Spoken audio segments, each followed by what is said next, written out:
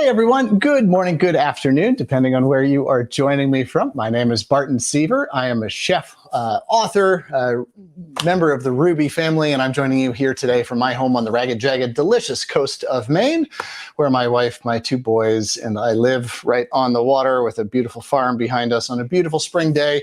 Lots of great stuff going on, and well, I'm excited that you've joined me here for this. Any of you who have joined us before know how these events roll, but let's just go over a few details. Over on the right-hand side of your screen there, you can see the questions box there. If you have a question that you'd like to ask about salad greens or about anything else, throw it on in there. If there's a question that has already been asked that's particularly relevant or interesting to you, click the little heart icon down in the bottom right-hand corner of it to vote it up to the top to make sure that I get to it. Another thing that you'll see down beneath the screen today, we've got a little donate now button to our friends at World Central Kitchens. Both my partner Katie and I, we used to work for Jose Andres back in Washington, D.C., and we both learned an incredible amount from him. Jose Andres, of course, is now just a leading, well, a bright light in humanity and a leading humanitarian. He's on the front lines with World Central Kitchen over in Poland, feeding Ukrainian refugees. And every dollar that you click donate through that donate button now goes directly to efforts to feed, house, clothe, comfort refugees from Ukraine. So please check that out. And well, let's talk about things that we're grateful for, because any of you who have joined me before know that I think that the first ingredient in any great recipe is gratitude, and that cooking for people, feeding people is an act of love. It is an act of kindness. And so just taking that moment to pause and to consider what we are grateful for is, I think, a really powerful way to center us into the activity of cooking, to get the most out of it, but also to give the most through it. So something that I am grateful for today, opening day of baseball season is coming up soon. And if you can't tell where my affiliations lie, I am, Red Sox by birth, by blood. It is a thing up here in Maine, and I can't wait. Baseball is just, well, it's such a beautiful thing to me, and just to have 163 games on in the background for the next several months is just a wonderful thing to look forward to. So that's what I'm grateful for today, and I'm also, of course, grateful that you've joined us. So the topics at hand, well, we're talking about salad greens. Why? Well, it's the beginning of salad season. I mean, it's always salad season, right? But with warmer weather comes our desires for lighter foods, and also comes the ability of the ground to grow things. Like up in Maine, we're still kind of growing ice cubes in the ground. The soil hasn't quite fully thawed out yet, but I've got my peas and my radishes in the ground. The garlic is starting to come up, but you know what? I got a whole lot of other things coming up on the farm, and one of the things I want to talk about is growing greens today. So I got some of my favorite seed catalogs, one of my very favorite activities, just to scroll through these. And if ever you want an education on salad greens, I think the very best resources are, in fact, seed catalogs, more so than any culinary reference that I've ever come across. So we'll talk about those in a little bit. So we're going to talk about what makes a good salad, sort of what are the components that you look for. And we're just going to keep salads sort of conceptually here pretty simple, just to talk really about the greens, sort of the foundation of the salad, rather than getting into grain salads, bean salads, et cetera, et cetera. Those are all obviously different ingredient categories. So we're just going to focus sort of on green salads today. And by green salads, I also mean like, well, maybe purple salads, but lettuce-based salads, leaf-based salads. So we're going to talk about flavor, texture, the mixtures, and how to create contrast there, contrast with the dressings as well as talk about the eatability of a salad. And we'll get to that as well. But just one of the things, what do I mean by that? I really don't like it when people leave salad greens that big, you know, because you get them on a fork, right? And you get them all dressed up and you put them in your face and you just kind of like, you end up with salad dressing all over your face. Just cut the salad greens, right, into bite-sized pieces so they fit on a fork and fit in your mouth. Makes it a lot easier on everybody, especially on your napkins. Anyway, we'll talk about varieties of leaf lettuce. We'll talk about head lettuce. We'll talk about some different things like chicories, etc. We'll talk about herbs, which is one of my very favorite ingredients to put in any salad. And then we'll talk about some non-traditional ingredients, celery leaves, carrot tops, etc., etc. So Again, any questions that you have, throw them over in the right-hand column. And with that, hey, let's dive in. So green salad, why do we eat them? Nutrition, enjoyment, color, satisfaction, variety in a meal.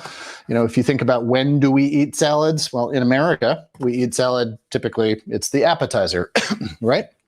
Well, but in classic European cuisine, salad is actually comes after the meal as a means to sort of cleanse the palate, add something bright and light, refreshing that sort of helps digestion, right? So I've always kind of stuck to the European model of salads a little bit more, that they're supposed to be light and bright, refreshing, rather than sort of the weighty salads typically, but like Caesar dressing, things like that, that are heavier, that do belong further up in a meal, I think. But so the flavor of a salad to me should reflect its ingredients, right? I mean, yes, a Caesar salad is really great because you get to eat basically deliciously flavored mayonnaise, which is what Caesar salad dressing is pretty much, right? So the lettuce is kind of a vehicle just to get that into your face. It's kind of like French fries are a socially acceptable conveyance of ketchup, right?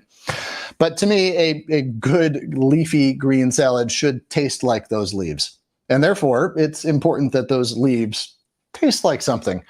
And recently, I mean, within my lifetime for sure, we've seen the advent of good ingredients, of salad becoming a good ingredient. And we'll talk about that now. So the flavor of different leaves, well, what should it be? It should be fresh and bright and light and you know, springy, summery, whatever you want it to be, but it should certainly be fresh.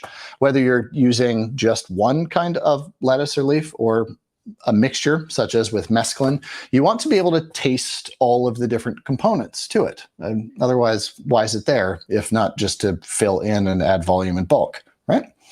So let's talk about texture. So texture with greens can be an interesting thing. You've got things like, I've got a head of chicory lettuce here, which you can hear audibly snapping, right? So that's going to have a lot of texture to it. And then you've got things like butter lettuce or bib lettuce, where you've really got soft, pliable, you know, easily ripped, somewhat rubbery texture to it. They've got a little bit of toothsome chew to them, but they really break down just within the first few bites, right? So the different textures in a mix really matter.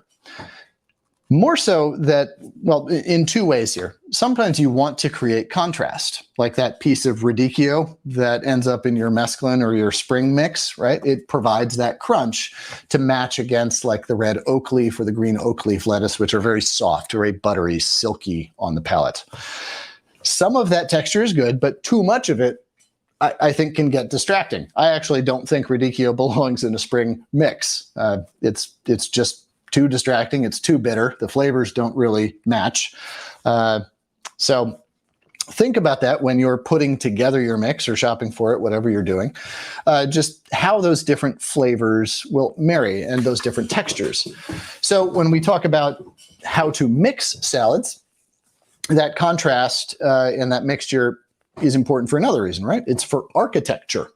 Salad should hold up, right? You want it, when you present it on a plate, to be beautiful. You want the leaves to be individual. You want them to be able to see, you want to be able to see the individual leaves so they're not all glommed together with dressing, etc. So part of the textural contrast that we're looking for with salad greens is to provide some of that heft, some of that height, some of that architecture that allows for a beautiful presentation. But also it allows for dressing to be properly mixed in and to evenly coat. It also allows you to kind of get in there with a fork and choose your bites. Now imagine just if all of your leaves were just kind of soggy and piled right on top of each other, right? Like a wet autumn day, you think about the leaves in your front yard, that's no fun, right? You want a big, nice pile of leaves to jump in. There you go. All right, so let's talk about eatability as well, which is the last thing I mentioned. I spoke to that about, consider how the salad is going to be eaten. So if you're going to put a giant piece of lettuce in there, well, then you need to provide a knife, right? Because there's no way to effectively and gracefully get this into your mouth, especially if it's coated in dressings. So just think about that, sort of the end use. And this goes to garnishes as well. I often see people, you're putting, like people will slice carrots and put them into your salads, right? And like a round of carrot in your salad, you can't really even get that with your fork. I mean, you have to like really, really try and then stab it directly in order to get that piece. It's just distracting, right? So when you're thinking about things like that, I'm just going to grab a peeler here. Some interesting things, and this is carrots, not a salad green, obviously, but just think about trying to integrate things in ways that make sense. So I'm just using a little peeler, and I had this tip of a carrot because it's what I could grab. So think about integrating that into your salad. That looks a lot better. It integrates in, it behaves like the lettuce. It's going to look really good, right? And you're not going to have to go chasing it around with a fork. And at the end of eating the dish, it's not just going to be a pile of carrots sitting at the bottom of your plate. Right? So think about that with celery. Think about that with scallions. Think about it with everything you put in there. And sort of where that was coming from is, well, if you're starting with radicchio as well, same thing. You want to cut it in ways that it's going to integrate. So that eatability of your salad is important. Anything I've forgotten here about salads, sort of the form and function of them? Yeah. I'm sure there's a lot more to talk about. Good, because we got another 45 minutes or so to talk about it here. So I'm just going to clean off my cutting board a second. And let's get into some of the varieties and packaging and sort of how leaf lettuce comes to us. So when I was a kid, lettuce, basically there was red-tipped romaine, there was romaine, and there was iceberg. And I think romaine was actually kind of like an innovation because when I was growing up, really, it was iceberg. That's all there was. Those tasteless heads of, non-nutritive water, pretty much. I mean, hey, I'd rather eat iceberg than necessarily French fries every day of the week. But it was pleasant, it was palatable, it was crunchy, but it really didn't have much flavor, and it was basically a conveyance for blue cheese dressing, right? The wedge salad at steakhouses kind of thing. So in that interim period over the last several decades, what's come to be available is bags of mesclun mix. And this is due to Ken and Myra Goodman at Earthbound Farms out in Monterey, California. I had a great chance of meeting them a while back, and they had they sort of are credited with innovating the very simple innovation of taking mesclun mix and putting it into a bag and just selling it on the roadside in bags. At which point then Whole Foods, I think, picked it up, and then you ended up with sort of how we now most often buy salad greens. And I think a lot of us don't even necessarily think about it or think back to an era when that didn't exist, right? Because, salad's always in there.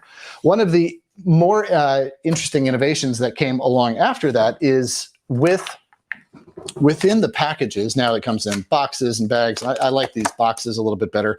I really don't like the amount of plastic that comes with it. I grow almost all of our own salad greens for most of the season. So I don't love how much plastic is involved in this. But one of the innovations about this, and one of the great benefits to it, is that these are packed with carbon monoxide. So carbon monoxide is an inert gas. So oxygen is reactive, right? And so oxygen helps things, it must be present for things to really break down.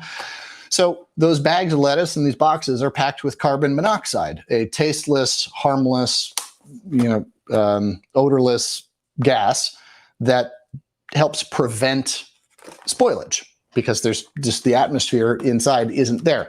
So if you've ever noticed that this can actually keep in your fridge for like 10 days, and then you open it and just boom, and it all goes bad really, really quickly at that time.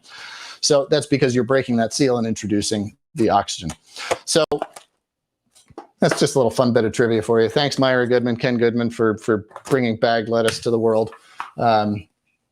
So that's bagged and boxed. So let's talk about mesclun mix. I've got some over here. Mesclun is a French term. It's also called spring mix, but it is generally a blend of soft lettuces. And in here, you'll have some things like what is this, like a red romaine type thing. You'll end up with some red oak leaf lettuce. Yeah, there's all sorts of stuff in here. Little beet greens. There's a whole bunch of mix in this, and they always change. But look at this. Yeah, there's the chunk of radicchio. It's like everything else is soft and pliable, and the radicchio is hard and tough. I don't think it belongs in there. But you see what you get is a bunch of very soft leaves, a nice pliable texture to them. They're going to have a nice chew to them, but no crunch to this salad whatsoever.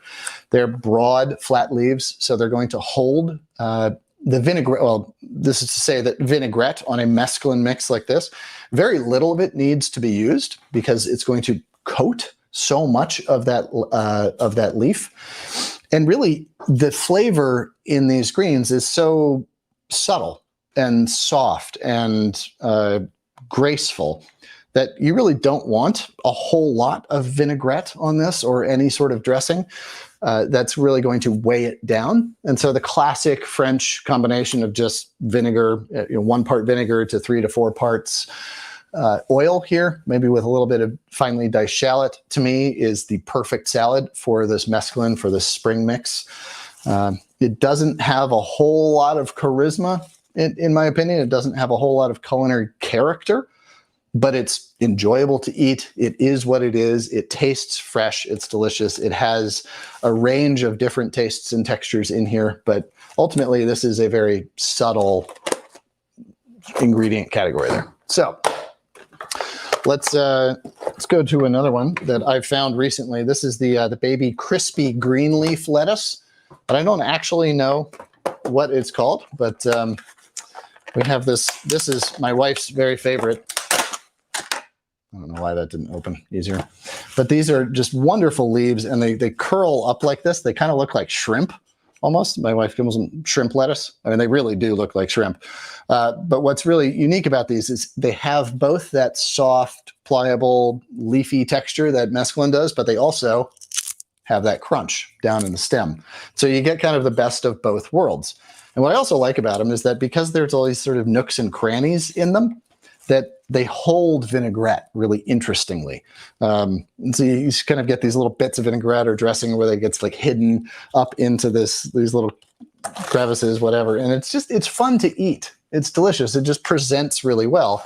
And even when fairly heavily dressed, this lettuce sits upright. I mean, that's a nice, presentation in terms of being able to nice compact plate of salad that has a lot of architectural appeal to it. I mean, it's just visually stunning. There's a lot going on here without really having many colors.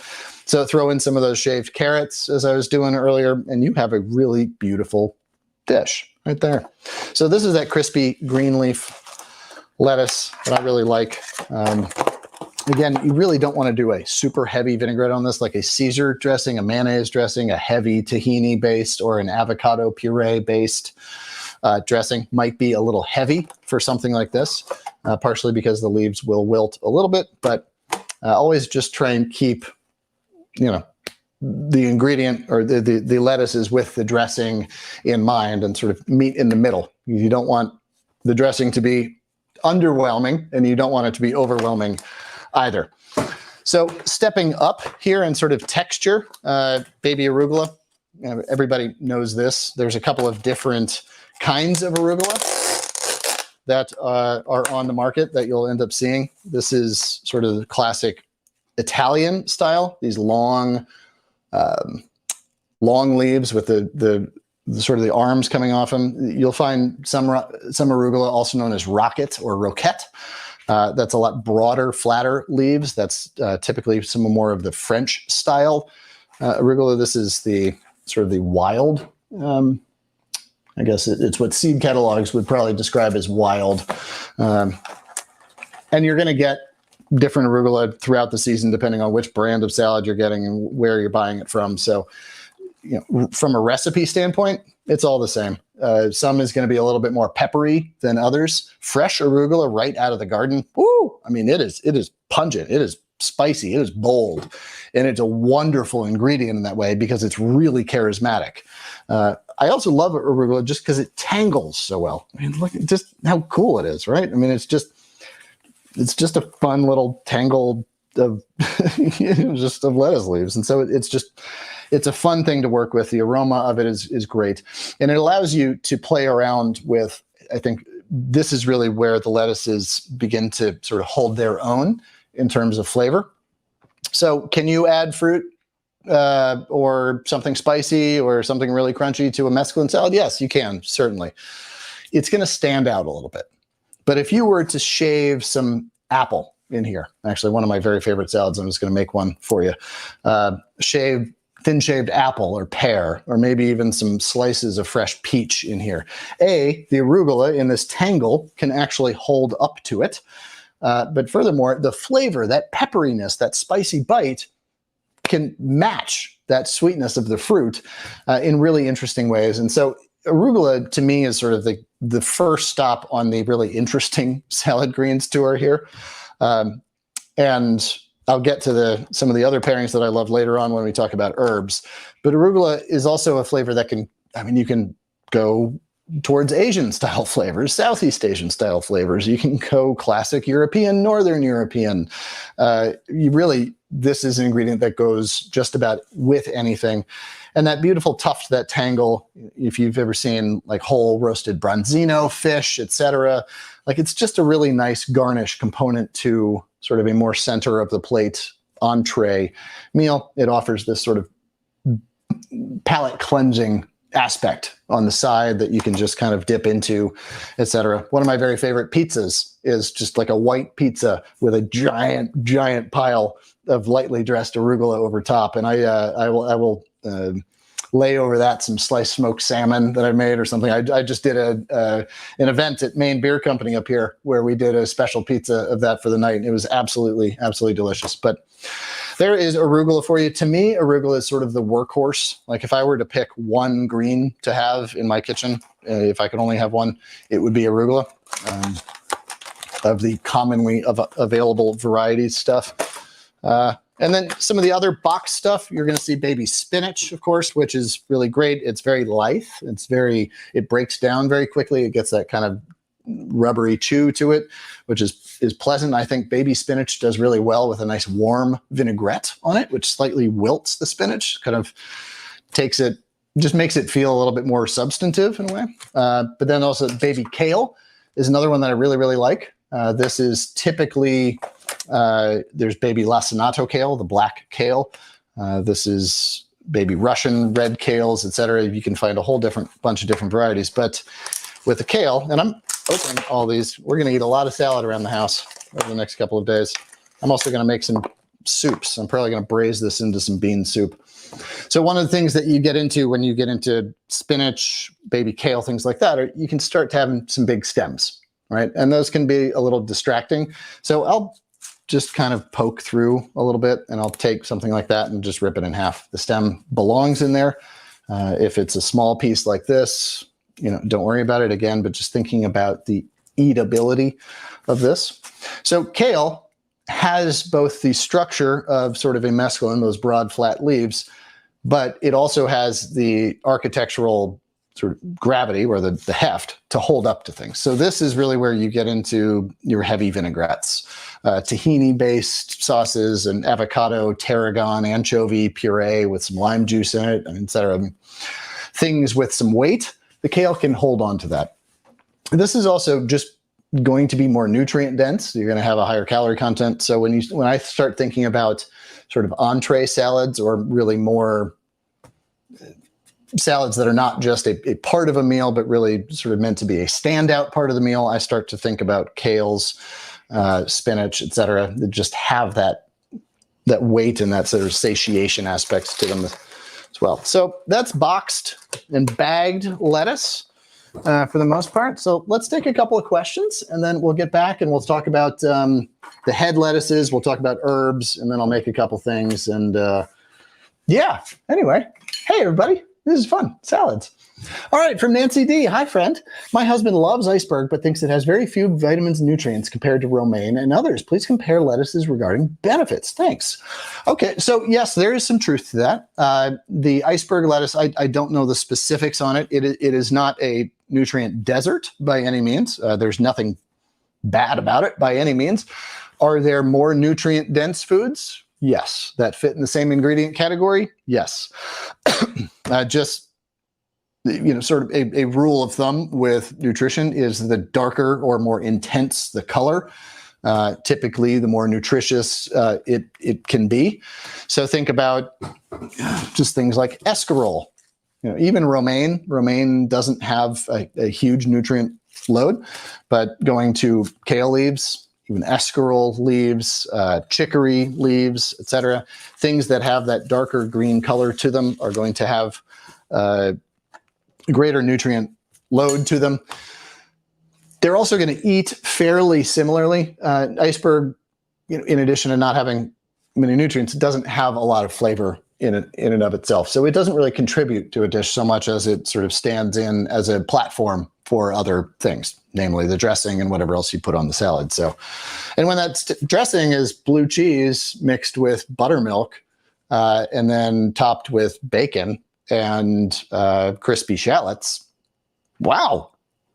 I mean, my hand would taste good with that, right? So it's really, you're not eating the lettuce so much as you're just using it to get the sauce into your face at that point. So I would suggest, they're branching out into some of the other head lettuces, whether even just green leaf or red oak leaf, the other ones that are going to eat a lot like iceberg and offer you a little bit more nutrition. But again, there's nothing wrong with eating a salad of iceberg lettuce if that's what you enjoy. That's great. So cheers. Thanks, Nancy. Appreciate you. All right, another one from Nancy G. Okay, looking for salad dressing recipes that contain no oil. Any suggestions? Sure. You don't necessarily need oil in a very light vinaigrette. Simply something, I will commonly just dress with lemon juice, salt, and some pepper. Maybe throw in some nuts or something into a salad. So say if I was doing a mesclun mix, that would work really well. You need a little bit more of the acid just in order to sort of coat and evenly distribute throughout the salad. But the nuts in there are going to provide that that richness to it that'll cut the acid a little bit. So that's keeping them separate. Then, of course, you can make a nut-based vinaigrette. So whether you're using whole cashews, almonds, walnuts, I mean, any nut you want, either toasted or raw, put them in a blender, make a puree out of that and use that as your sort of fatty base. So this is a whole food plant-based. So there is oil in this because the oil was in the nuts, but you're eating that whole food, so it presents differently. So avocado is another one that can both be pureed as the base. Tahini can be pureed as the base, things mixed into that, lemon juice, vinegar, etc. But items like nuts and avocados don't also have to be fully pureed. They can be left in chunks and sort of just hand mashed, if you will, to form sort of a loosely bound vinaigrette. So you're not necessarily making something creamy, but making something where that richness is integrated into every bite and is easy to spread across the entire salad to mix with it. Miso is another one. So the fermented soybean paste is another great way to use another great ingredient to use as the foundation of any vinaigrette. So, and whatever acid you'd want to use at that point. So there you go, Nancy. Appreciate you. Thanks. From Theo. Hi, friend. Can you recommend a book that specializes in salad dressings? I just know how to make vinaigrette. I don't actually know a book about salad dressings there. No, I can't. I not off the top of my head, but I know. Look at food52.com, which is a great food website, and they're also good because their recipes are easily sort of indexed, so you can just sort of look for and scan through a bunch of different vinaigrettes. Epicurious as well. I mean, any of the big recipe sites, All Recipes is another good one. You can just get a lot of good ideas about sort of different combinations through that. And then there might very well be several different versions of a, let's say, a soy tahini lime vinaigrette. That's there. I just made that up. So you can see different combinations and different variations in terms of quantities and how people construct it. So, but no, any sort of one singular resource on that, I'm sorry, I don't know, Theo. Thanks, buddy. Appreciate the question. All right. From Kay, hi, what's the best way to keep greens in your refrigerator to make them last? Well, great question. So if they're still in the original package, delay opening the original package if it's in a bag or a box as long as you can, so that you can keep the carbon monoxide in there. Again, a tasteless, flavorless, odorless, inert gas that helps prevent spoilage there. So otherwise, after opening them, if you can just put them in a bowl, make sure they're pretty dry. You don't want to dry them off to the point where you're bruising and damaging them. You don't want to muss them about with a towel to the point where they're dry. Like a little bit of moisture on there is fine. You don't want them to dry out, but you don't want them with any moisture really sitting on them, as that will speed up spoilage. You want to keep them covered, but maybe just a wet paper towel, or wrap them in a moist paper towel, not dripping. Again, you're not trying to get the leaves wet so much as to just create an environment, a micro environment around them where they're not going to dry out. So much like herbs, when I buy herbs, I'll use what I do and then take some paper towels, just moisten them, and then roll the herbs in the paper towels and keep them in the crisper drawer. If your refrigerator does have a crisper drawer, I found, I don't know the mechanics of that, but it really does work to keep your herbs in there, to keep salad greens in there. It does keep them a little bit longer. So, and one other thing is I would avoid temperature swings. So with everything, nothing that you're trying to keep cold benefits from a rise in temperature. But that's what happens every time you open the door of your refrigerator is, you're creating a different environment and you're letting warm air, room temperature air in, etc. So especially things like fish or other highly perishable things, it's best to keep them in sort of the coldest area of the refrigerator where the temperature fluctuations will be the least. And lettuces, especially the very fragile ones like mesclun, that's probably a good idea as well. Cheers. Thanks, Kay. All right, let's talk another couple questions, then we'll get over some head lettuces and then into some other things. So, all right, from Dana. Dana, sometimes when you buy garlic, there are cloves that are sprouting and have an inner green center. Yep, I'm guessing that this is because the garlic is older. Is it still good to use if I remove that green center stem? So, yes, you're right. The garlic goes to, well, let's see if I've got one. Yep. So I live on a garlic farm. I farm couple thousand heads of garlic this year. And so what you're talking about here is the little green stem that starts to come up through the center. And that is because the garlic is a bulb, right? And it is in warm weather sort of signaled to it's time to grow. And so the bulb goes from storage unit to support unit for the plant as the plant begins to grow out of it. And you end up with that little stalk that's coming through. And yes, it's easy enough to pull it out. The reason for this is the garlic can be old, like it's aged and it's like, all right, it's time, I gotta go.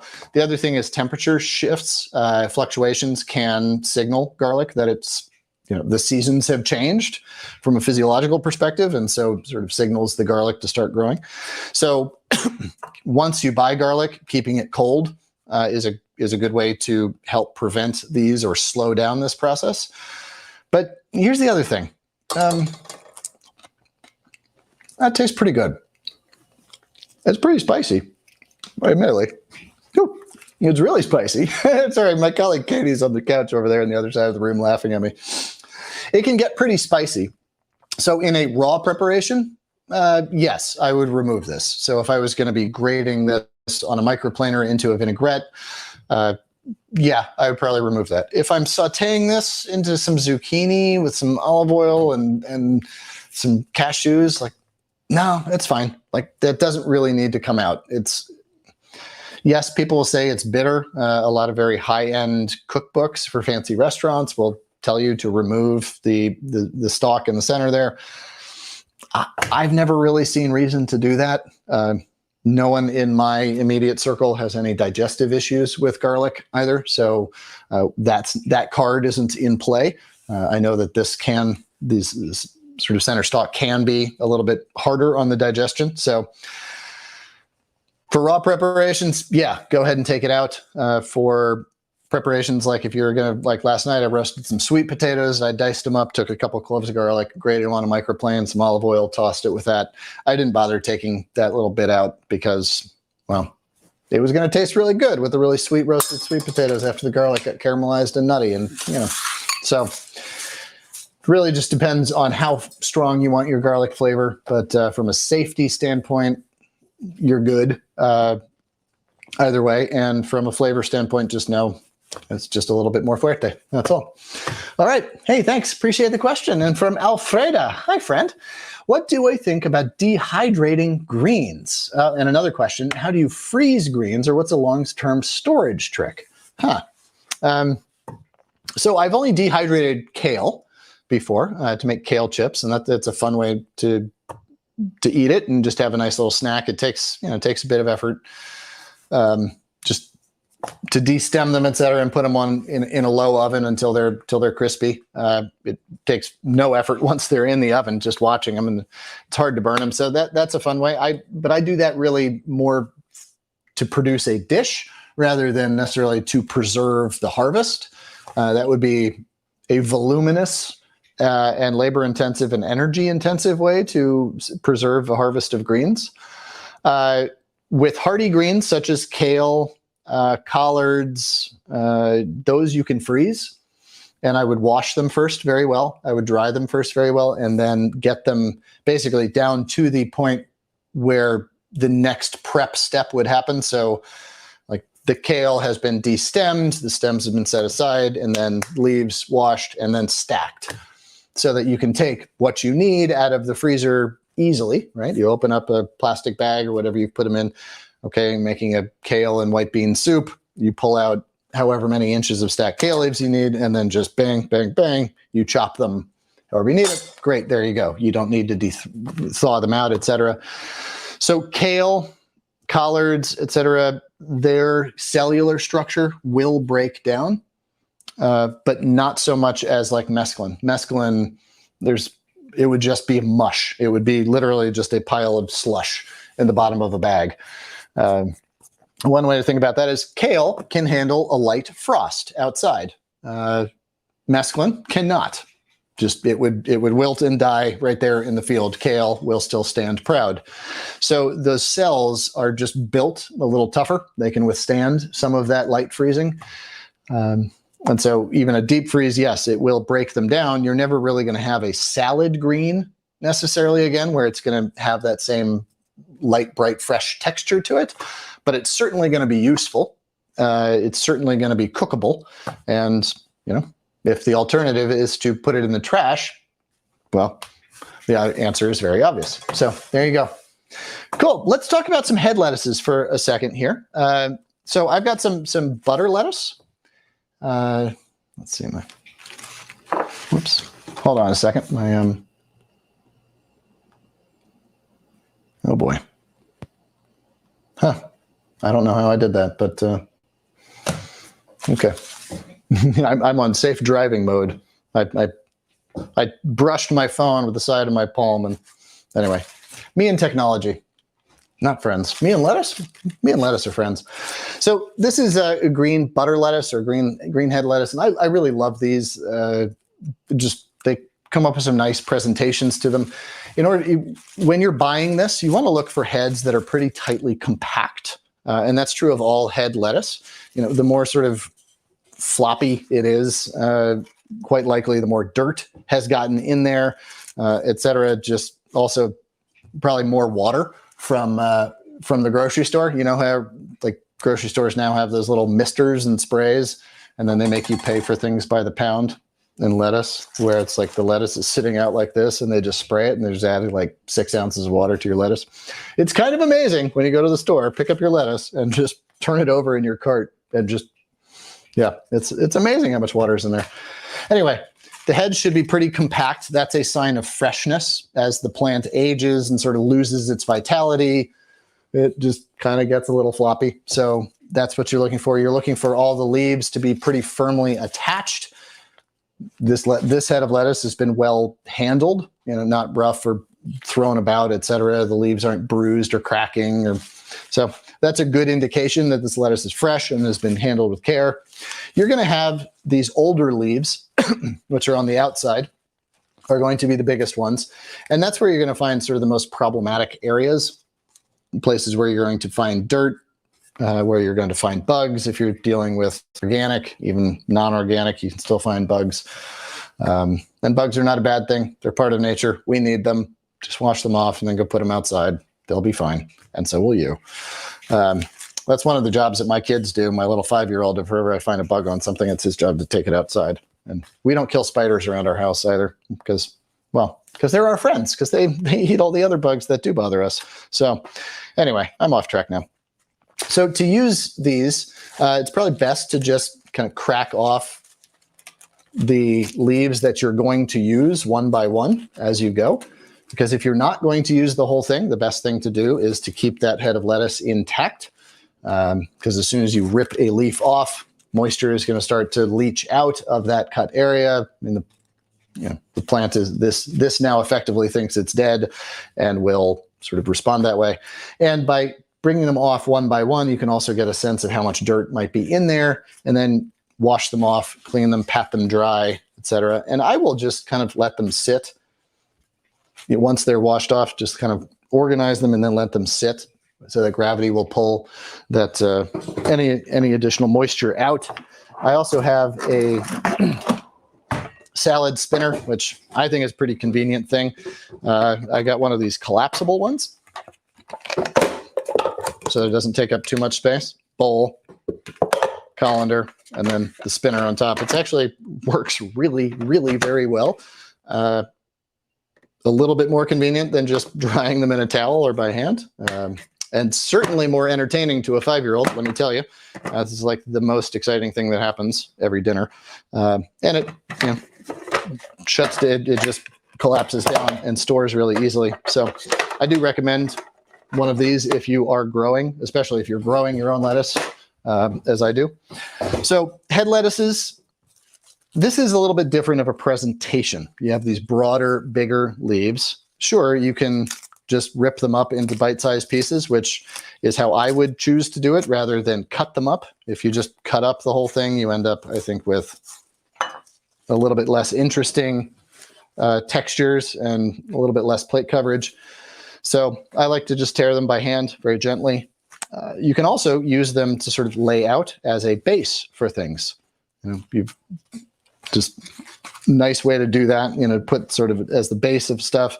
And then you can put other sort of heavier, hardier ingredients such as tomatoes or any other seasonal vegetables that have a little more girth to them, beans, etc. Sort of add this as a nice green plate for something else is a nice way to do it. But you do need to provide a knife or certainly some, fork that can cut through this, but just expect that's the process. But if you're just doing a mixed salad of leaves that big, gets a little hard to eat. It gets a little floppy. It's going to get a little flat. So the flavor on something like this is really delicate, but charming. It's certainly a lettuce that I find worth eating, worth using. I don't grow much of it because it takes up a lot of real estate, and I can buy good quality stuff, organic stuff at the regular grocery store here for relatively cheap. So this is sort of a great thing to let other people do for you because they can do it well. So other head lettuces, escarole. Escarole is sort of getting into the category of lettuce that is good either cooked or raw. Escarole has a pronounced bitterness to it that a green leaf lettuce or romaine doesn't have. It has the texture of a romaine, but it has much more flavor presence to it. And so it ends up sauteed with toasted garlic chips in olive oil, simmered into white bean soups, etc., just braised on its own in a flavorful broth. There's a lot of ways to use escarole, but my very favorite is, I think escarole is the perfect green for Caesar salads, or something with like a green goddess dressing, something creamy, rich, salty, pungent, umami filled, like with anchovies or like a miso base, etc. This is really, I think, when escarole is probably the salad green that holds up the best to whatever you can throw at it. The heads tend to be very big, so this is, once you cut this and get into actual volume of salad, this would probably be a pile of escarole about this big. I mean, that's a lot of lettuce, tightly compacted in here. Escarole can have some bugs and some dirt in there, especially down around the base, so just look out for that and wash it up. And then we get into sort of the more bitter ones, and I'm just kind of bypassing romaine and iceberg just because everybody knows them. But chicory is another great one. We get really into the bitter domain here. And the leaves, these green leaves all the way at the top of chicory, can be really, truly bitter, to the point where I will trim them off. And the way that I trim them is just take a sharp knife and just kind of cut on a diagonal towards the top, because those young, tender leaves in the center are exactly that. They're young and tender, and their flavor is a lot more palatable. With these, this will end up in my soup. It cooks down beautifully, and the bitterness integrates really well. But what you end up left with is this sort of range of greens and yellows, those thick stalks, as well as those frilly leaves. So with chicories, you end up with really a very diverse base ingredient that has a lot of different textures, holds vinaigrettes really, really well. Also because it has so much architecture to it, things like orange segments. These are little mandarin orange segments, just peeled and cut in half lengthwise. Like they kind of nestle into it.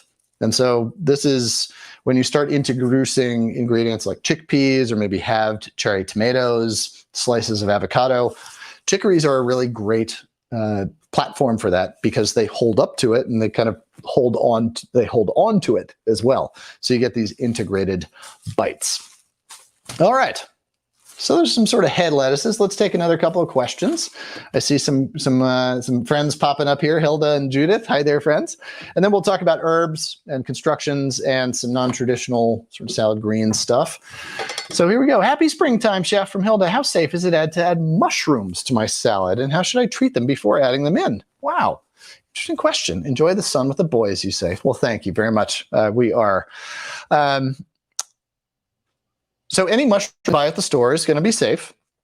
Maybe you're talking about foraging your own mushrooms, which is its own master class that I am not expert enough to give advice on, other than to say, if you are foraging mushrooms, make sure you're foraging with an expert or are an expert yourself.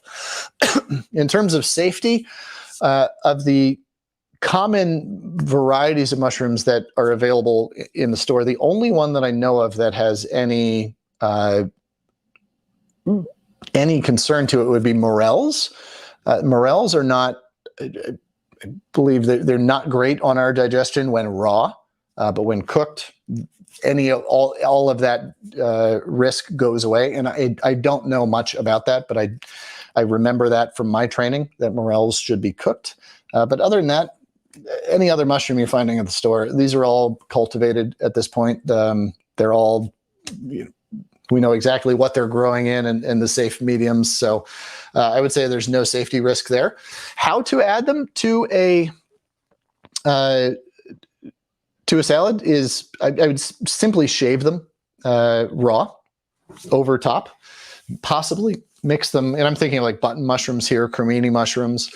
Possibly mix them with a little bit of vinaigrette, olive oil, lemon juice prior to adding them on top. But they're going to wilt very quickly, which can be a good thing if you're sort of trying to get there. And if that's the case, then wilt or sort of soften all of the mushrooms.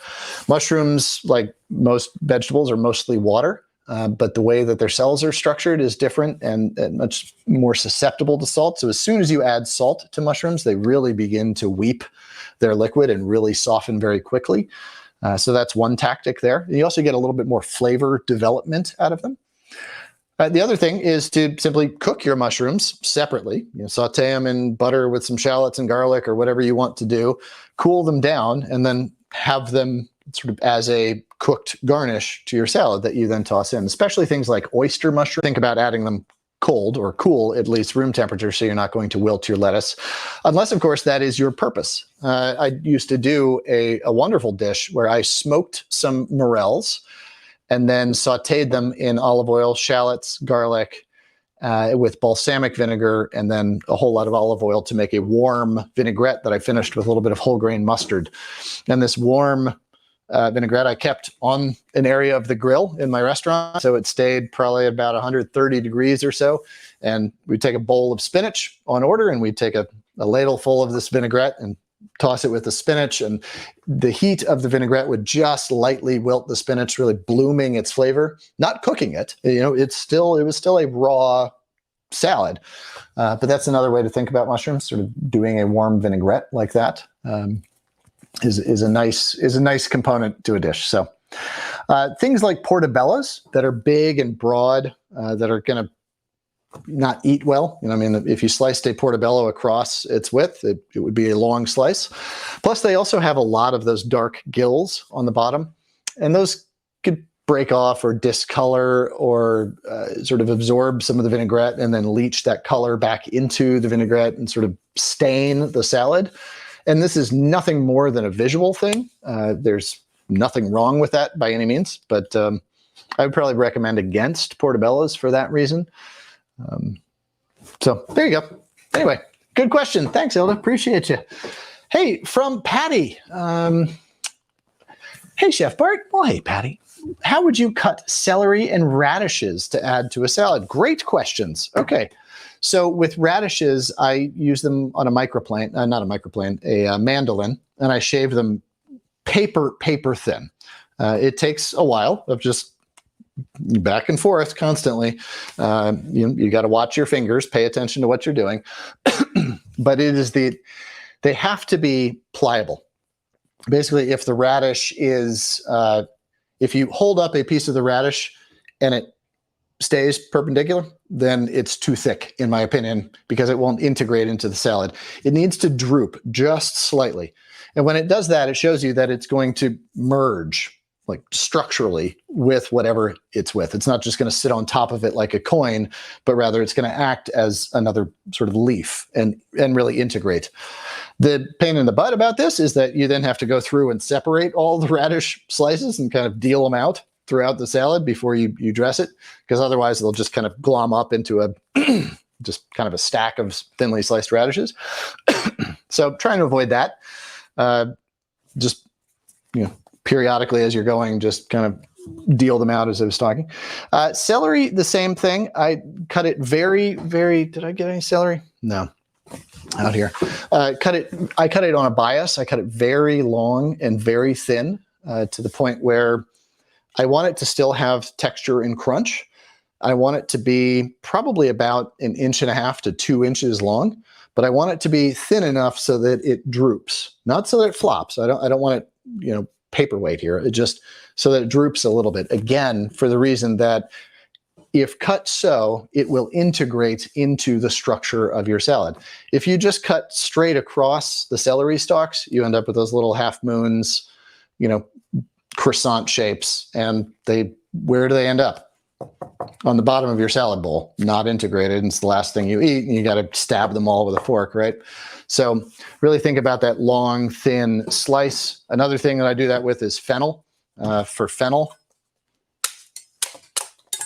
I will, a lot of people like to cut fennel this way, vertically. I don't get that. You don't get as much of the flavor. Literally, you just don't break as many of the cells, so you don't expose as much of the flavor. And I think it doesn't integrate nearly as well if you do it that way. Plus, the texture isn't quite right to me. It's not that it's wrong. It's just I think the texture is better when you cut it acrossways. So what I'll do is I'll cut a fennel bulb in half vertically and then mandolin and just go very, very thin again with the radish.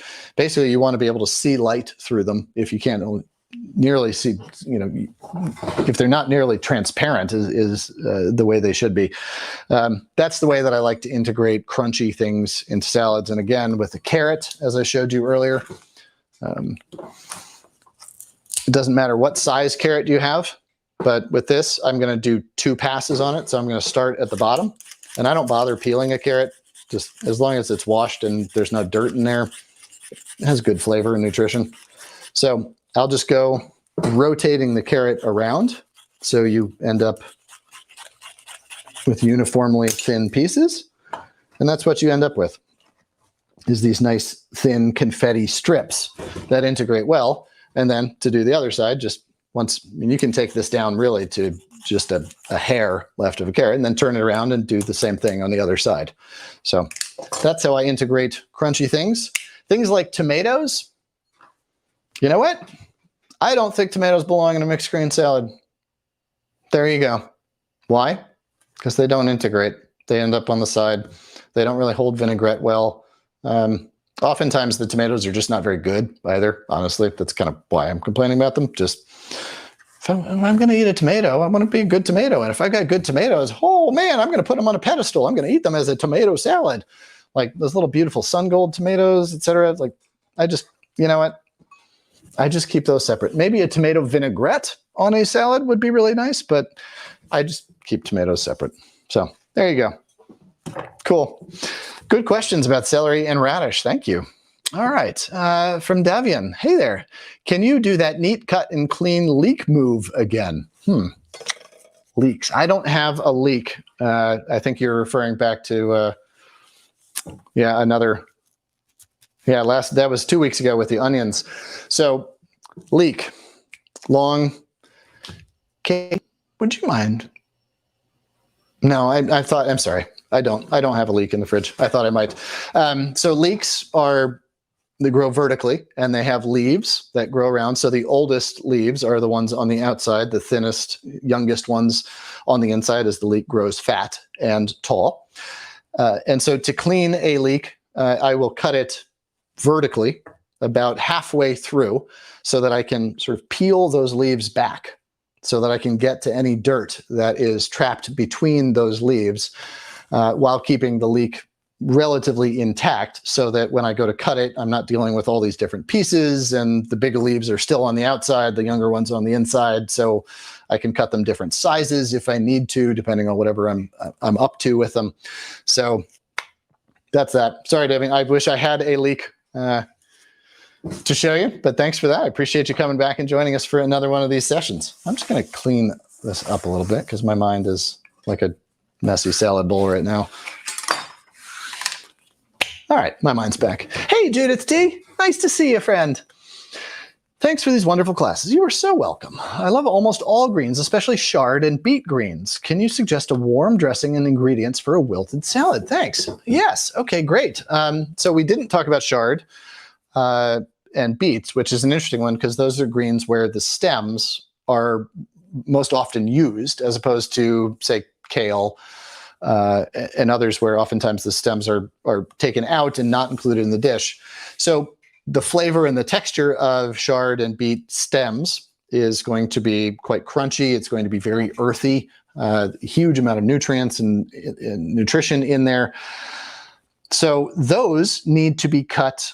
To me, if you're going to be using them raw or wilted, cut them again on a very, very long bias. So let's see, I'll just pretend this, let's just pretend this piece of fennel stalk is a chard stalk or a beet stalk. If you slice them just across like this, again, you're going to have trouble getting that integration. You're also leaving most of the plant's strength intact, right? The plant grows vertically, and so how is its cellular structure oriented? Vertically, right? And it's meant to be that way. It's meant to support. It's meant to stick up. And so if you cut it this way, you're leaving all that strength intact on the sides, and you end up with sort of the biggest texture, the biggest bang for your texture buck, if you will. And it's hard to integrate. So what I will do with those is I will cut them very thin on a vertical bias. So you end up with sort of long, thin stalks, long, thin pieces, right? That's about how I would cut the celery to the radish and celery question. Something like this is beautiful.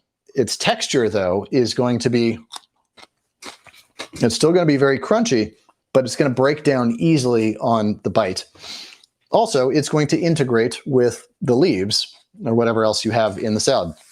So getting back to that, I know that I keep harping on that integration and sort of the structure of salads, but to me, that's what drives me the most nuts about salad greens, is that we don't think about sort of the ultimate dish. It's just like salad. It's where things go. No, it's where we choose carefully to put things, right? So cut your stalks, long, thin, slender, extreme bias like that. And then your leaves, you want to cut down into relatively small size. And then I would say massage them with some salt, a little bit of olive oil, and a little bit of cold water. Just like you massage kale, if you've ever heard of that technique. It's not deep tissue massage. It's literally just kind of getting things to meet each other and give it a few minutes for the salt and the oil, the acids in the oil, the oleic acid and olive oil to soften those cells a little bit. Just, it doesn't wilt them, but it just makes it a little bit more palatable, a little bit more easy to chew. And then in terms of a warm dressing, so that morel dressing that I described for the spinach would be good. I probably wouldn't be best. The morels would probably be lost a little bit with a deep, deep flavor of beets and chard. I might suggest like a warm toasted walnut vinaigrette with a little bit of whole grain mustard. So chop up some walnuts, toast them in a dry pan until they're fragrant, nutty, aromatic. Add in a scant bit of olive oil, saute up some shallots, throw in some whole grain mustard, and then hit it with some sherry vinegar. With the sweetness of beets and chards and the earthiness, I love sherry vinegar just for its potency, its pungent and spice bite. And yeah, do that, and then balance it all out with the right amount of oil till you get the right texture. Bring it to warm, and then use that, ladle it over your greens, toss, and there you go. All right, we still have a bunch of questions, and we are at 3 o'clock already. Wow. So I want to talk quickly about herbs. Because in my opinion, no salad is complete without herbs. And in my farm, I grow a lot of herbs, and I use them bountifully, not just as pestos or as garnishes, but really as components of a dish. Whether I'm sauteing them into zucchini, if I'm adding cilantro to my sauteed zucchini, chances are I'm adding half a bunch with the stalks, with the stems, etc. I like kind of a tangle of it in there. I want it as an ingredient, not just as a flavor punctuation. Same thing with salads. And my very favorite of all herbs for salads is mint. Any of you who have been to one of these before have heard me talk about mint, because I love me some mint. But mint, especially with arugula, with some of the hardier greens, really works well, bringing a nice aromatic touch to things that's unexpected. It also really blends well with the vinaigrettes and sort of just brings dishes into balance. Mint is a magical ingredient. But other herbs that I really like, chervil is top of my list as well. I grow a lot of chervil. It's hard to find in stores, but it's a very feathery, light parsley looking thing, but on a miniature scale. But it's great architecture, long stems. It's very voluminous with a light anise type flavor. Another herb, dill, is great. Flat leaf parsley is wonderful. I find curly leaf parsley a little too flavorful for salads. Cilantro, of course. And that's the ones that I typically use. Basil, of course, is good, but basil is very, very flavorful and can overpower mixed greens. But in my mixed greens mixes, I'm usually about 1 part herbs to 2 parts greens. Yeah. There you go. Okay, so that's herbs. Other things I use will be like fennel stalks, fennel fronds, these, which come on any fennel that you're going to buy. These are absolutely beautiful. They have wonderful soft flavor to them, wonderful, great soft texture as well. Celery leaves from the inside, the soft yellowish leaves from the very inside, Carrot greens, these tops, they're beautiful. They have a wonderful flavor to them, carroty, but also nutty and rich. And just, you want to use the tender ones, but they're also good pureed up into a pesto or chopped up as part of a vinaigrette, especially with dill, is wonderful. So yeah, look around your world. It's all a salad. There you go. All right, from Marcy J. Hey, chef, what are some of your favorite ways to cook, roast, or braise greens? And do you have a go-to dressing for your salad greens? Thanks. Yes. So cooking, roasting, braising, I get a pan super, super hot, and then a scant bit of olive oil, just a glistening of olive oil on it, and get it really hot. And then I'll put the cut side down. So I'll take some radicchio or escarole or whatever lettuce, cut the head in half or in quarters, leaving the stem end intact so that you have some structural integrity, so you can just maneuver them as need be. And then I throw the whole thing. So as soon as I put it into the pan, I'll throw the whole pan into the oven. So I want the cooking on greens to be very quick. So high heat on the pan, high heat in the oven. I want to wilt them down. I won't cook them for probably more than 10, 15 minutes or so. And then remove them from the oven, and then you have this wonderful opportunity then to glaze or to then braise, depending on how much liquid you add. So whether you're just deglazing with some vinegar, wine, stock, broth of some sort, whatever it is, mixed with Calabrian chili and some shallots and some chopped fresh herbs, and then mount it with a couple of pats of butter. And while the whole thing is sizzling madly and boiling and all that, all the lettuce juices are integrating in, season it with salt. So it's a really easy, quick, transformative cooking method, because the end result is nothing like the raw ingredient in terms of flavor. I like to cook with a lot of nuts too. So whenever you're braising that, I'll throw some whole almonds in there, some whole walnuts, etc., towards the end of the cooking in the oven, so they begin to toast and add their aroma to things. And then once you deglaze the pan, it's wonderful. If you're braising, though, braising is a little bit differently. I'll do that on the stovetop. So I get pan nice and hot as well, glistening of oil, really sear that cut side of the greens or whatever you're using. I will then add nuts to it at this point, toast the nuts, and then add the liquid. So I salt the lettuce first because it will draw out a lot of liquid. You don't want to add too much to the pan, because then you're stuck with sort of more of a soup than really a braised greens. So allow the lettuce to kind of leach out its own liquids first with just a little bit of added liquid to get the process going. And by that point, then you'll have a good idea of, okay, I need to add another 6 ounces of broth or whatever my braising medium is. And so the lettuce and the nuts and garlic or whatever else you've put in it, it's really good. And what I love is the nuts then rehydrate in a way and sort of braise into the dish, not as a crunchy garnish on the side, but really as an integrated part of the dish. Yeah. And my go-to dressing, so I make my own vinegars. I've got champagne, rosé, white, aged red, because my wife doesn't drink wine. I do, and 4 glasses is too many, and 0 is too few. And so there's often just a little bit of wine left over here and there throughout the week, et cetera, as a bottle gets tired. And I have a series of oak barrels over the past 13 years that I've used. And I just pour the wine in there, a little bit of water to get the balance right, and just let it sit. And I draw off the bottom some vinegar while I put in new wine on top, and it's delightful and it's incredible. And it is a wholly different product than the vinegars you get off the shelf in the store. Yeah. Anyway, so my go-to dressing is any of those vinegars. They're pretty potent. I like a good spicy bite on vinegar. Dijon mustard, which in this case actually kind of softens the flavor of the vinegar. And then olive oil. And I have a couple of olive oils that I have around. I have a really spicy French one. I have a really, really mild Moroccan one. So if I'm doing arugula, we're going mild Moroccan. If I'm doing something like the crispy green leaf lettuce, I'll do the spicy French olive oil. But that's my dressing, is 1 part vinegar, 1 part mustard, about 3 parts oil, a good chunk of salt, a good pinch of salt in there. Hey, thanks for your question. Appreciate it. All right. We had a lot to talk about today, and I'm sorry that I'm not going to be able to get to all of your questions today. So I'm going to try and give some shorter answers here and keep going. Best dehydrated kale chips recipe from Susan S. light sprinkling of salt, just glisten them with olive oil. I mean, really a very, very small amount of olive oil just to kind of coat them. You don't want them dripping at all. I'm talking like for a bunch of kale, maybe a teaspoon of olive oil.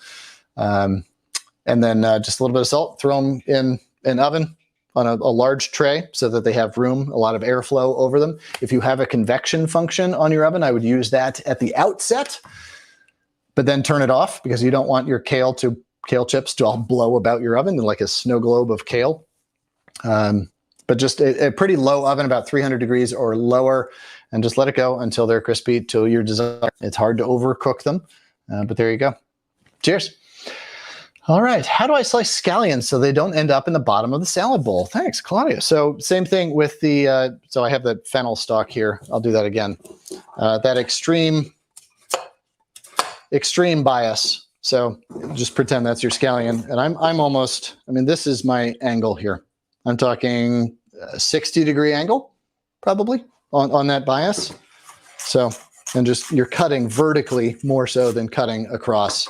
And you end up with these nice sort of long pieces that integrate really, really well. There you go. All right, from Emily MP. Hi.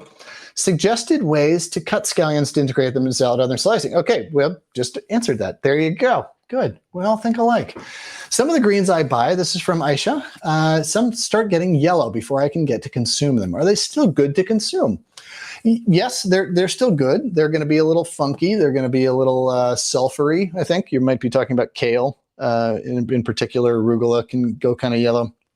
They can get kind of sulfury. They're perfectly safe to eat as long as they're not mush and mold or rotting. Yeah, they're safe to eat. Try keeping them in moistened paper towel or keeping them in a box or bag or something in the crisper drawer of your fridge is the way to go. Or just eat more of them. There you go. Maybe just a larger portion of salad every night will get you to the end of your bag or box sooner. Cheers. Thanks, Aisha. From Deborah L. Where you live in Europe, labeling and identification of greens is very challenging due to multiple languages and varieties never seen before. Sure. Yeah. Good point. Can you share a good source, maybe online, that would have an extensive catalog of greens? Interesting question. I would say go to a seed catalog. Some of my very favorites, the ones that I order from for my farm. So I'm a northern climate. So I deal with northern seed suppliers because they're getting their seeds from plants that lived in Maine or elsewhere, and so are adapted to the Maine climate where I am. Fedco, a Maine company, a legendary company as well. So their catalog reads like the Whole Earth catalog, if you remember that, back from Stuart Brand in the hippie days and end of the 60s and early 70s there. But just the wonderful descriptions. It's not very visual, the Fedco one is, but wonderful descriptions of the lettuces. And if you're looking online, Fedco.com, I think it is, Deborah, they do have images there, and that's a really great place to learn a lot about them. Again, as I said at the top of the show, a seed catalog, you're going to get more about lettuce out of a seed catalog than any culinary reference I've ever seen. Johnny's is another great seed catalog. And this is a little bit more visual, and they'll have things like this, outlines on little graphs about all the different kinds of kale and their different unique qualities, et cetera, et cetera. So that one, and then a really interesting one that's really global is Baker Creek. Rareseeds.com, Baker Creek Seeds. Anyway, check those out. I think that would be the best thing to do. That would get you around some of the, because in agriculture, they'll probably share some of the different colloquialisms as well as the different regional language names for them. So that's my best bet for you, Deborah. Wish you well. Cheers. Thank you. Let's see, from Dr. Jacqueline. Hi, nice to see you again, doctor. You're down southern climes, right? Costa Rica, if I remember correctly. What greens will grow nearly daily rain? Yep, okay, got it right. Only a little sun and never over 85 degrees. Climate change, Ecuador, that's where you were, Ecuador. Climate change is making a mess of my gardening plans. Rain every day is probably the tough one there. So I would say going with the smaller, shorter-lived varieties. Certainly head lettuce is going to be a problem. You're just going to mold. You're going to rot before you get to full growth if you have that much rain. A lot of smaller lettuce varieties do like partial shade. So kales like partial shade. Mustards like partial shade. So Mizuna is a mustard green. Asian mustard greens, the frilly green, the purple mustard ones are really, really great. And they grow very quickly. I think the seed to harvest time for baby greens, so salad greens, is 18 days or something like that. So not enough time for things to mold. I would keep airflow on them if you can, certainly. But these little baby kales, same thing. This is probably a 22, 26 day grow. Arugula, again, is in the 20 to 30 day grow out for small baby lettuce. So I would just sort of assume that you're going to cut them early before anything has a chance to mold. But yeah, seeds are really cheap. So grow your lettuce young. There you go. I mean, you can get 15,000 arugula seeds for $4. So plant them heavy, cut them young. There you go. Dr. Jacqueline, I really appreciate you joining us on these events. Thanks. From Maria, I have trouble making vinaigrettes. I see 1 tablespoon vinegar to 3 tablespoons oil. Either it is too oily, or if I use more vinegar, it's too sour. How do I balance this? So I would just start with your vinegar. Season your vinegar with salt. Dissolve whatever other seasonings or ingredients, flavors you want into that, so that you know where your flavor is. And then gradually add your oil until it's right. And if you end up with a little extra vinaigrette, guess what? It'll keep till tomorrow, or it'll keep till next week. It's fine. And just measure as you go till you get to the right potency. And you're right, because the red wine vinegar that you buy on the store shelves versus what I have is going to be radically different acidity levels. Olive oils are going to have radically different oleic acid components to them, just how spicy they are, et cetera, how they present on the palate, how weighty they are. So it really depends on the oil and the vinegar that's in front of you, not what the recipe says necessarily, because oil and vinegar are not standard things the way that recipes treat them as. So I would start with your vinegar, season the vinegar, add your chosen oil until it tastes right to you. And by taste, I don't mean dip your finger in it. Take a leaf of lettuce and use the lettuce as your taster. There you go. All right, I'm gonna have to say goodbye pretty soon here. I got some great ones from Laura. Hey, Laura, nice to see you again. Thanks for sticking around.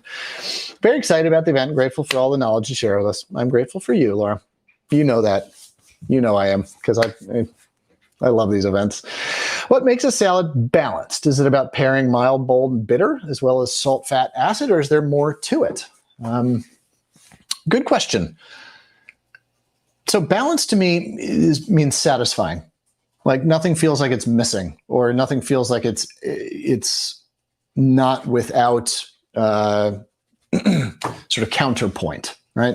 Like vinegar just left alone to be vinegar, it's good, but it's not worth eating just on its own, right?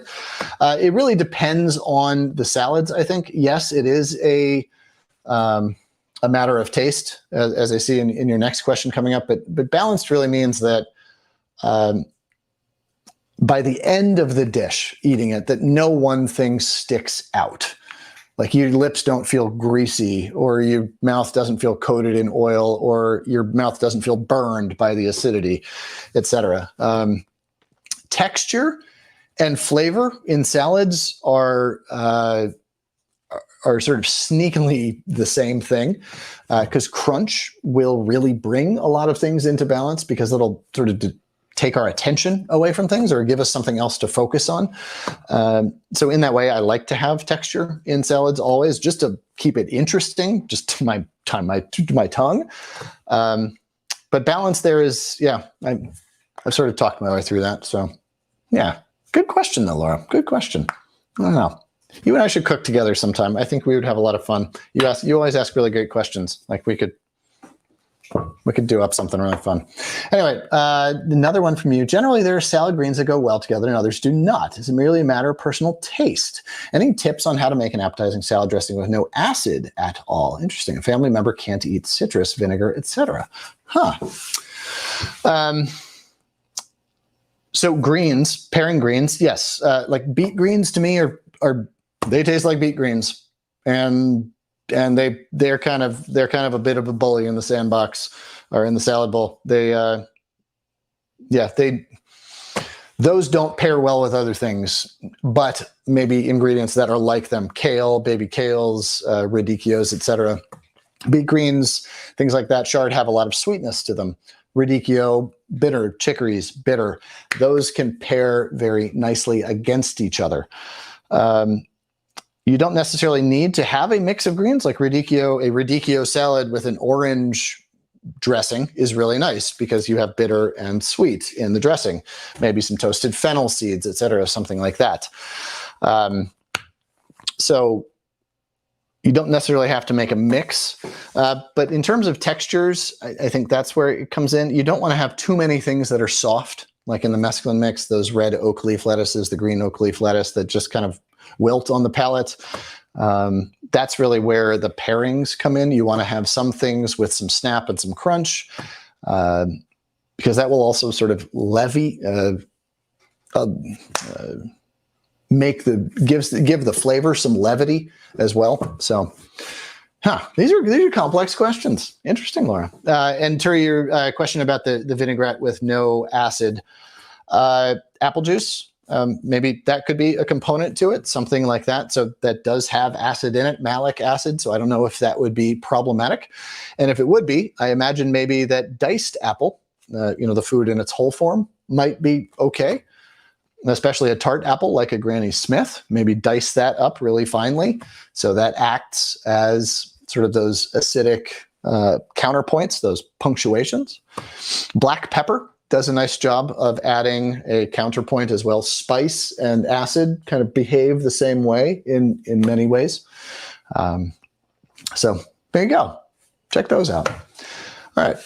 Pomegranate seeds would be another one that would be really good. The pomegranate arils, they certainly add a lot of texture too, and some color and great nutrition, sweetness, but also some acidity. So maybe that helps. I don't know. Cheers. Oh, let me know how that does work out if you ever try it. From Estella, what's your advice about pote salad that stays in the refrigerator for 3 to 4 days? I don't actually know what a pote salad is. So, I'm sorry I can't answer that question, Estella, but I'm going to look that up. Maybe I'll get back to you. Thanks. All right, last questions here, and then I've got to run. How do you make radicchio less bitter? Pre-soak? Interesting. Yes, that's one way. So adding some salt to it ahead of time, which is really kind of the purpose of a pre-soak, draws out some of those bitter components to it. Lightly roasting it, cutting it into steaks and searing it. By steaks, I mean just cross sections, and searing it can boost the sweetness in it, the natural sugars and sweetness in it, which brings it into more balance. But sort of just like eggplant, just cut it into steaks, lightly season it with salt, and just let it sit for a few minutes, and then pat it dry with some paper towels, and the bitterness should be gone a little bit. The other thing is to find fresh heads. They get more bitter as they age, as the sugars convert. Just part of the natural physiology of things. So fresh, tight heads in season, which is the fall season, is your best bet. They're really, radicchios and chicories are naturally quite sweet coming right out of the ground when they're just picked. So, and what's the proper way to dress a salad with vinaigrette? I use my hand. Yeah, because this is the best kitchen tool there ever was. And I always underdress and then taste and then add a little bit more. You can't take dressing off. Even pouring it off, your balance is going to be off because you're going to have coated the leaves with oil and the vinegar. So just a little bit of dressing as you go, and that's it. So, all right, everybody, cheers. This has been really wonderful and fun. Thanks for sticking around with me so long. I'm just green with envy over you. Isn't that wonderful? Join me again at another event. We'll come back to you if you have any ideas or suggestions about an event that you would like to see. Please ping us, barton@ruby.com, with any suggestions, with any other questions that you might have. I look forward to seeing you again. Cheers. See you.